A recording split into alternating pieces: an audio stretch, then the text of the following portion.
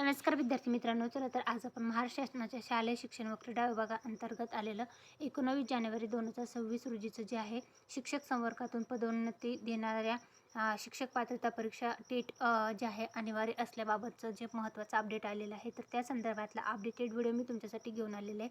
शिक्षक पात्रता परीक्षा जी आहे तर त्या संदर्भातली ही संपूर्ण माहिती असणार आहे. तर शिक्षक संवर्गातून पदवीधर शिक्षक, मुख्याध्यापक समूह, साधन केंद्र समन्वयक व विस्तार अधिकारी शिक्षण या पदावर पदोन्नती प्रकरणी कार्यवाही करण्याबाबत शासन स्तरावरून योग्य ते मार्गदर्शन मिळावे यासाठी विनंती संदर्भ क्रमांक 2 अन्वये पत्रान्वये आपण केली आहे. सदर न्याय निर्णयाच्या अनुषंगाने करावयाच्या पुढील कार्यवाही संदर्भात राष्ट्रीय शिक्षक शिक्षण परिषदेकडे तसेच केंद्र शासनाच्या शालेय शिक्षण विभागाकडे विचारणा करण्यात आली आहे. या संदर्भात अभिप्राय प्राप्त आहेत.